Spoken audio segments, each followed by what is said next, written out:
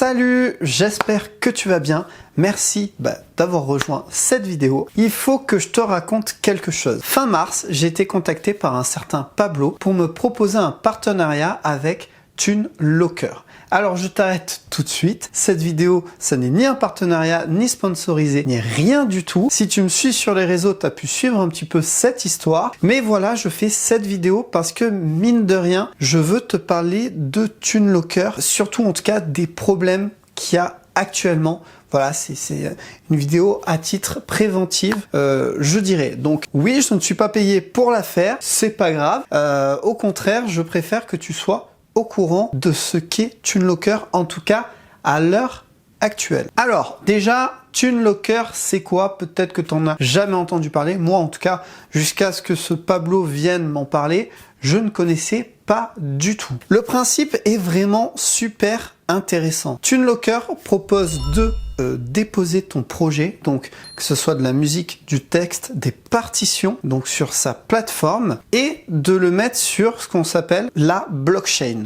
Donc j'en ai déjà parlé dans certaines vidéos. C'est une technologie qui permet de créer des certificats, notamment dans ce cas-là, qui pourront pas être falsifiés, supprimés, et qui permet d'avoir une traçabilité du début à la fin. C'est-à-dire que on saura que ce titre est à toi, et si un jour par exemple tu le vends, admettons, eh bien on verra ensuite qui sera la prochaine personne qui en sera détenteur, etc., etc.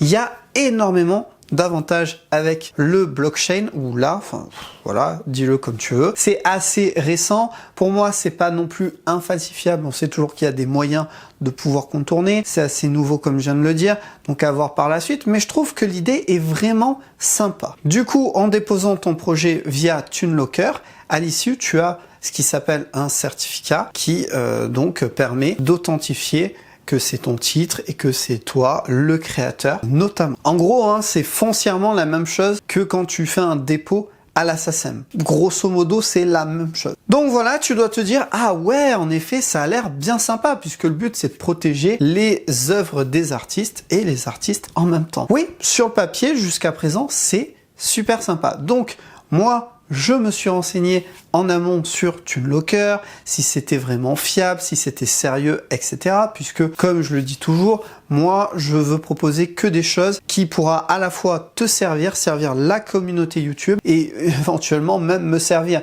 Mais je veux pas faire des partenariats bidons ou proposer des trucs qui ne m'intéressent pas ou qui n'intéressera pas la communauté. Enfin, ce genre de choses. Donc voilà, j'ai bien cherché de mon côté. J'ai vu que ça avait l'air sérieux. Donc j'ai répondu à ce Pablo. On a pas mal échangé sur comment ça fonctionnait. Et du coup, je me suis dit, bah ok, je vais essayer. Et bon, on va dire que c'est à partir de là que j'ai commencé à déchanter. Donc là déjà, on est sur le site de TuneLocker. C'est un site qui est agréable. Il y a toutes les informations sur le fonctionnement, sur l'utilité et aussi notamment les tarifs. Donc là, en tout cas, au début, j'ai rien à dire. J'ai donc créé un compte et j'ai commencé à avoir pour faire mon premier dépôt, puisqu'il faut savoir que le premier dépôt est gratuit. Alors il y a au total 6 étapes qui sont assez simples et rapides à faire pour pouvoir faire ton dépôt et avoir à l'issue le certificat. Donc comme on peut voir sur la première étape, on te propose de mettre ou un fichier MP3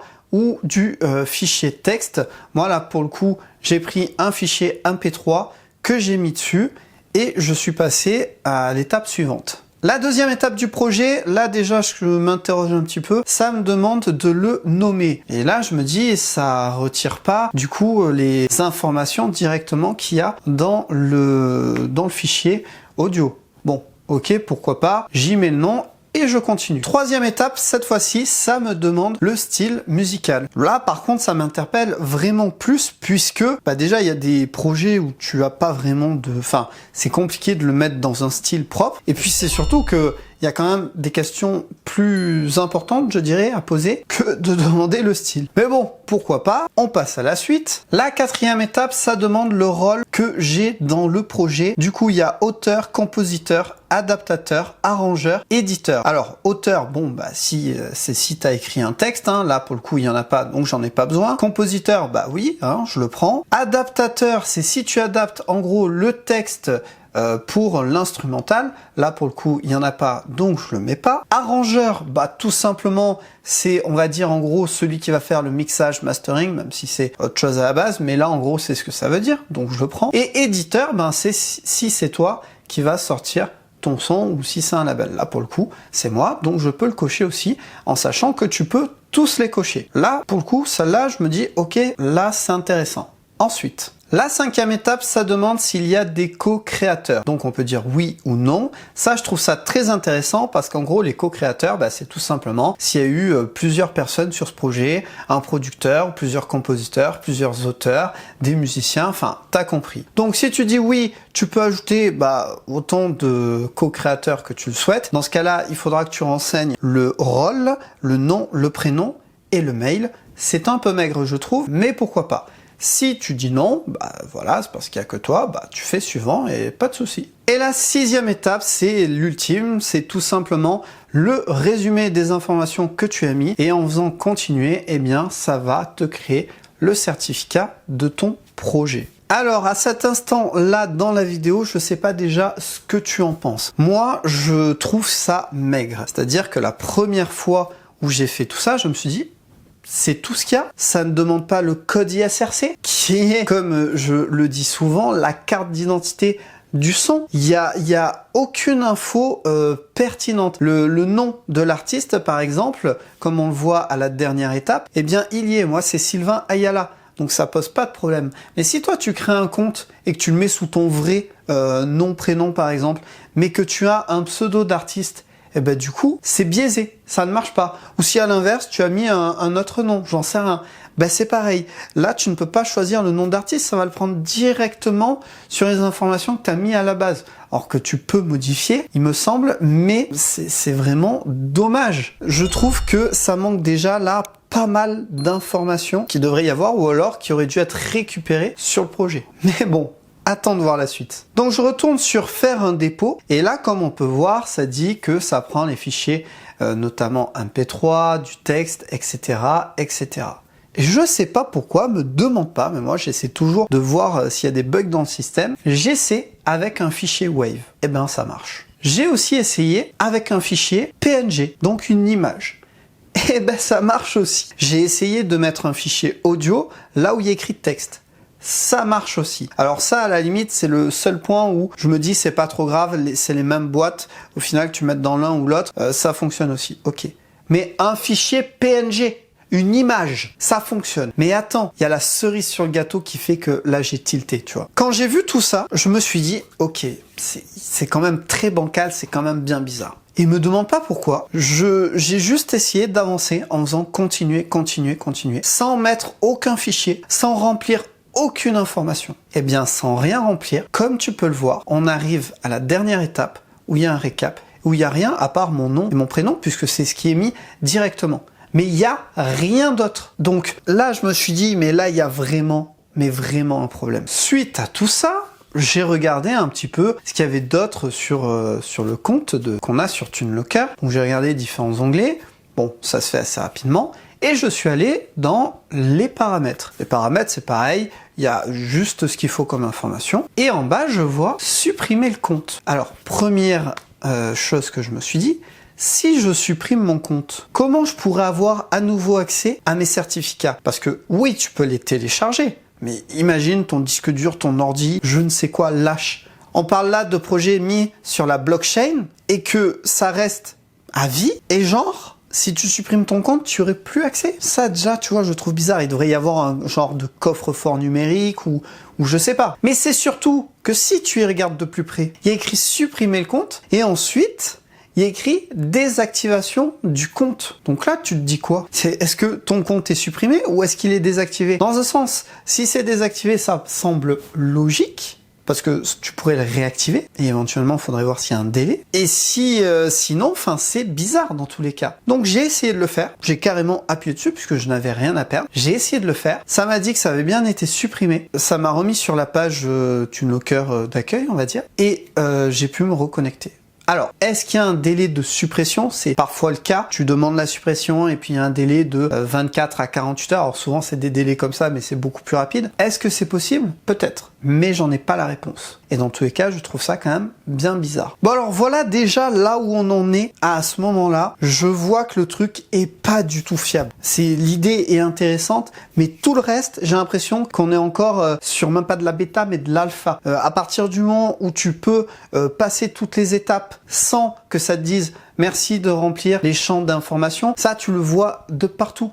Là, ça n'y est pas. Déjà, rien que ça. Parce que la question que je me suis posée, c'est est-ce que je peux du coup poser un projet d'une autre personne? Eh ben oui. C'est-à-dire que je peux prendre ta musique par exemple et je vais faire un dépôt. Puisque dans tous les cas, il n'y a pas de vérification. Et c'est ça aussi qui m'a choqué. C'est que à la dernière étape, ou même avant d'ailleurs, peut-être quand tu déposes le projet, tu devrais avoir une vérification ou par une IA qui interroge si c'est sorti ailleurs, etc. Ou même une vérification interne, une équipe qui va laisser 24-48 heures pour vérifier si c'est bien ton projet à toi. Or, il n'y a rien de tout ça. À aucun moment, ça demande une vérification ou ça te dit que tu ne peux pas avancer parce que il n'y a pas les informations. J'ai mis un fichier PNG pour rappel. J'aurais donc eu un certificat ou une image, quoi. Donc j'ai essayé avec mes sons, j'ai essayé avec d'autres sons. Il y a vraiment aucune retenue. Il n'y a pas de filet. Il y a rien. Et c'est ça qui me fait flipper de ouf. C'est pour ça aussi que je fais cette vidéo.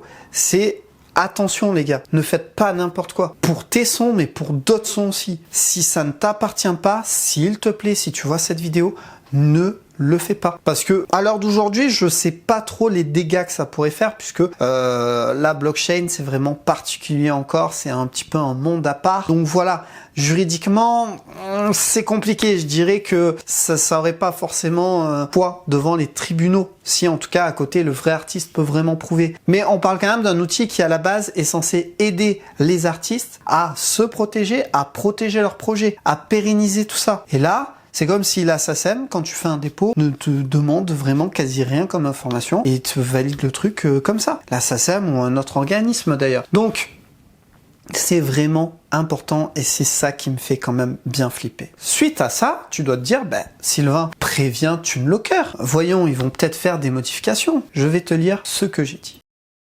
Voilà, je pense que j'ai quand même bien résumé ce qui s'est passé finalement, ce qu'il y a dans ce mail-là. C'est ce que tu peux voir dans cette vidéo-là. Eh bien, je vais te donner la réponse qui tient en une ligne en soi de Pablo. La solution proposée est à la fois fiable et robuste. Bien que vous ayez soulevé quelques préoccupations légitimes, permettez-moi de vous rassurer qu'il s'agit d'une application sécurisée à tous les niveaux. Voilà ce à quoi je répondrai, une réponse qui n'aura jamais de réponse de Pablo. Donc voilà pourquoi j'ai voulu faire cette vidéo. Ça n'est pas pour dénigrer TuneLocker parce que c'est une idée que de base elle m'a fait kiffer. Si Pablo tu passes par là ou si une personne de l'équipe TuneLocker passe par là, c'est encore une fois pour que vous puissiez améliorer votre projet sur certaines failles qui sont vraiment, je pense, importantes. Là, en l'état, pour moi, ça n'est pas du tout utilisable. Au contraire, c'est même dangereux pour nous créateurs,